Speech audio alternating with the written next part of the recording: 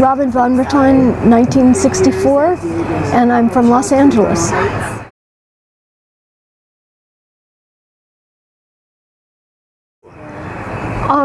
My mom was involved in the political world in Los Angeles, and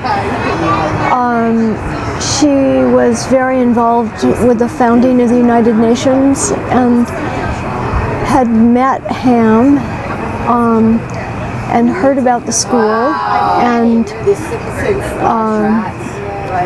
when my sister wasn't happy in LA, we had some other friends had a daughter at Verde Valley, Allison McKelvey, and so Sally decided to go there. So she's 5 years older than I am, and I could hardly wait to go there myself. So I was so excited. I was sort of, Mom was on the board after Sally had been there maybe a year. So I was dumped off in Sedona, way up Oak Creek, or left to wander campus on my own when I was little, and I was a desert child, very happy.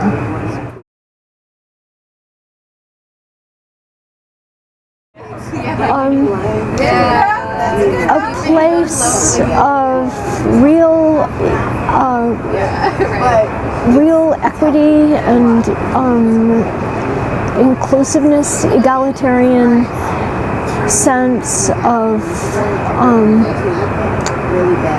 faculty, students, people from all over speaking very honestly about intellectual ideas, political ideas, social ideas, hearts. It's very positive. I was especially, I was so struck by I'm assuming it's that side since that's where your name's going to. I remember when I was a student that some kids had never visited the school before they came, and they would wake up in the morning after getting dumped off by some green Econoline, and they would be overwhelmed. They would look outside and they would smell the desert and smell the trees and look at the rocks and cry. And I think that when I think back about Verde Valley, it's always that sense of the valley that impacts me first, being outside, wandering it, and knowing the great potential of everything that happened there.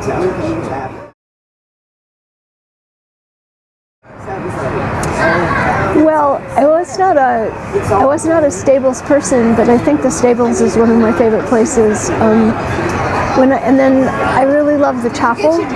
When I was a freshman, we went up to Flagstaff and cut down the trees, the poles, and I skinned the beams. And then our senior year, that was our class gift. We laid the brick floor. And that space, I can remember so many events in that space that were so important to me. Quaker meetings, drum sessions, tremendous moments of exploring the world. Maybe the chapel, or behind the chapel, sitting up on Napoleon.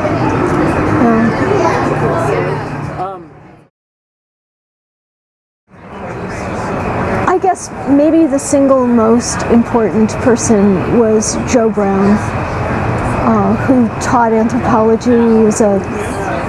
He wrote on the Lakota, on the Sioux.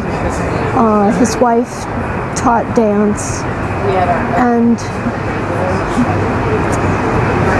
perhaps the faculty member, although I never had him as a teacher, his presence was so profound. He rode his white horse every day to school from across the creek where they lived, and he had such a clear and joyous sense of balance and ethical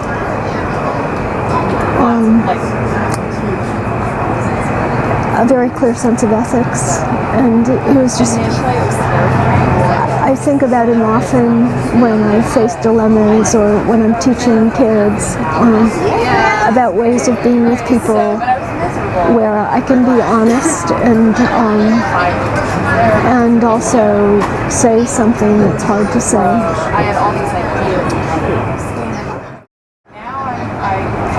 Well, momentous. Its influence has been momentous. It gave me, I was very young and innocent when I went to Verde Valley. I was a nerd. And when my freshman year, I still wore sashes. And I lived pretty much entirely in my head. It was, Verde Valley gave me, I mean, in a way it was very much in keeping with my parents' style, but it was this idea that you should never not feel that you can not enter into an important activity, an important activism, or into working for change, or that everybody need to gather together and to be very much a part of creating a larger community. So that was very important to me, and I guess I've tried to go on with that work all my life. It was a fantastic education. I ended up going on to college and found myself, really well prepared for what I did. And I still had the Verde Valley lust of, or need to explore, so I traveled, worked my way around the world, very Verde Valley-like, as a photographer and a journalist, and started a newspaper, and many different activities that I've kind of engaged in, perhaps impulsively, but somewhat fearlessly, but also because I thought it was possible and that they were important things to do.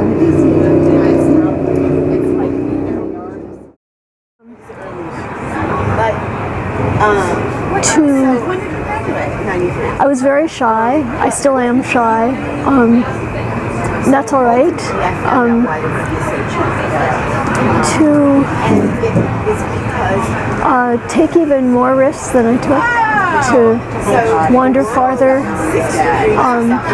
learn to rock climb,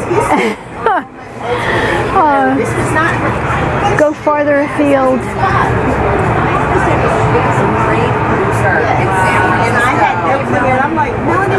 To be perhaps, maybe teenagers, I mean, I teach teenagers to this day, and they are a little bit judgmental, but I hope that I am more the person now that I would like to be if I were starting Verde Valley again.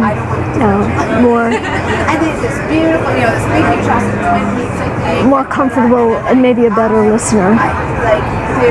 Be a listener. But her dad, I remember. When I went back to teach, the school was, I cared about the school so much. And I just always assumed, I mean, you teach what you know, you teach what you love, and if you're really involved and have a passion for what you teach, you always bring that to whatever you're doing. And I was raised at Verde Valley to be a part of a community where there was very powerful dialogue, and where people cared about each other, and where people were extremely curious and asked questions, and so it seemed only natural that that's the sort of teacher I would be at Verde Valley. When I think about teachers that were very important to me, I think I do want to mention Elenita Brown. Again, she was never my teacher, but at the time the whole school was still going to Mexico every year, every February. And Elenita taught me to cook. And as a junior, I was head of food service for one, I can't remember if it was A or B caravan, so that was half the school. And the experience of being alongside Elenita, who always had, a jug of Gallo wine behind the